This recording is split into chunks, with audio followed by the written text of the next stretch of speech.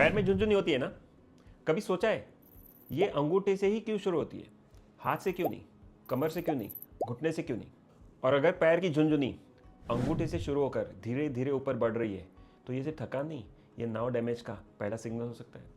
आज मैं आपको एक ऐसा कंसेप्ट बताऊंगा जिसके बाद आप आपके पैर की झुनझुनी को सिर्फ एक बीमारी नहीं, एक पूरा नर्व का नक्शा करके देखेंगे। अगर आप मुझे नहीं जानते तो मैं हूं डॉक्टर सिकंदर, आपके घर का न्यूरोलॉजिस्ट। अगर आपने ये चैनल सब्सक्राइब नहीं किया है तो तुरंत कर लीजिए। रोज़ाना आपको ब्रेन हेल्थ टिप मिलेगी और आप हमारे साथ हमारे व्हाट्सएप चैनल पर जुड़ सकते हैं, लिंक नीचे बायो में। पिछले हफ्ते एक पेशेंट आया मेरी ओपीडी में। उसने कहा कि डॉक्टर साहब, सुबह से लेकर रात तक मेरे चप्पल में एक छोटा पत्थर अटका हुआ था। मुझे पूरा दिन पता नहीं चला, जब मैंने रात को चप्पल खोली तब जाके मुझे वो दिखा।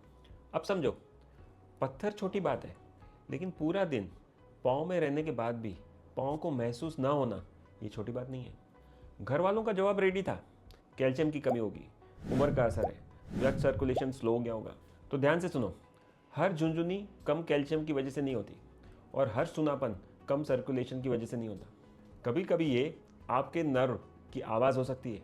आज मैं पूरा बताऊंगा कैसे। अब सोचिए, आपके घर की इलेक्ट्रिक वायरिंग मीटर से निकलती है, आपके घर के सबसे दूर वाले कमरे तक जाती है।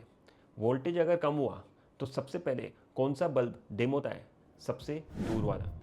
बिल्कुल वैसे ही आपके बॉडी के पैर का अंगूठा अपनी नर्वस सिस्टम का सबसे दूर वाला बल्ब है।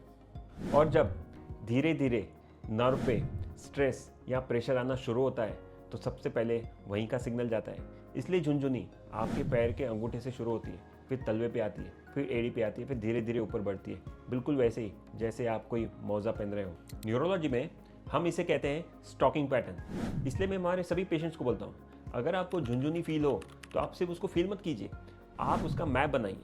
सोचिए कहाँ से शुरू हुई, दोनों पैरों में एक जैसी शुरू हुई कि नहीं, और ऊपर धीरे धीरे बढ़ रही है क्या, तो उसका मैप बना के आप अपने न्यूरोलॉजिस्ट को बताइए।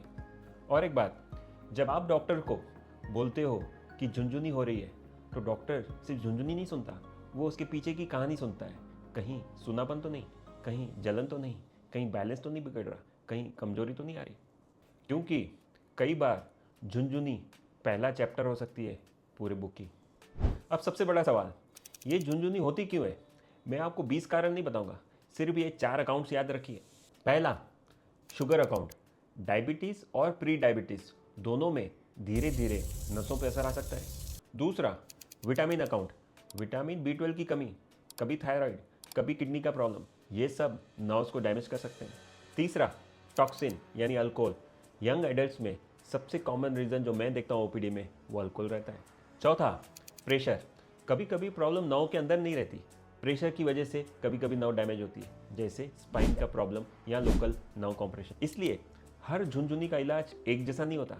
पहले पैटर्न समझो, फिर उसको मैप करो, फिर उसके कारण ढूंढो, फिर इलाज करो।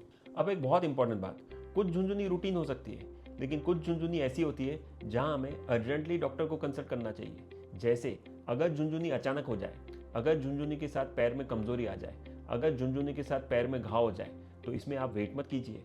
सबसे इंपॉर्टेंट है इसे समझना। रूटीन और अर्जेंट सिग्नल का समझना फैमिली की सबसे बड़ी सुरक्षा है। अब और एक सवाल, बहुत सारे लोग मुझे ओपीडी में पूछते हैं कि डॉक्टर साहब, इसको कितनी देर लगेगी ठीक होने में? आपको पता है, स्किन पे कुछ कट हो जाए तो वो कुछ दिनों में भर जाता है, लेकिन नर्व डैमेज जहां हम ठीक हो सकते हैं तो वो होता है 1 मिलीमीटर पर डे के हिसाब से। 1 मिलीमीटर पर डे, ध्यान रखिए। इसलिए हम नर्व को फोर्स नहीं कर सकते, लेकिन हम इनसे सुधारने का एनवायरनमेंट बदल सकते हैं। और जीकेएन की भाषा में मैं इसे कहता हूँ nerve repair passbook. Sugar control एक डिपॉजिट, एक्सरसाइज करना एक डिपॉजिट, विटामिन B12 की कमी को ठीक करना एक डिपॉजिट, अपने पैरों की ठीक से केयर करना एक डिपॉजिट। रातों रात किसी का अकाउंट नहीं भरता, लेकिन छोटे छोटे रोज के डिपॉजिट बड़ा डिफरेंस लाते हैं। आज अपने ब्रेन पासबुक में नोट कीजिए, झुनझुनी रैंडम नहीं होती, उसका एक पैटर्न होता है। दूसरा, बॉडी की सबसे लंबी नर्व सबसे पहला सिग्नल देती है। तीसरा, इग्नोर मत करो, ऑब्जर्व करो, मैप बनाओ और फिर डॉक्टर के पास जाओ। तो आज रात एक काम कीजिए, अगर आपके घर में किसी को झुनझुनी आती है तो पूछिए कहाँ से शुरू हुई, तलवों से, अंगूठे से या ऊपर। और अगर आप किसी को जानते हैं जिनके पैर में झुनझुनी आती है या उनके पैर रात में सो जाते हैं तो उनको ये वीडियो ज़रूर भेजिए और कमेंट में लिखिए नो मैप, मैं पढ़ूंगा। ब्रेन सिंपल है, बस नॉलेज होना ज़रूरी है।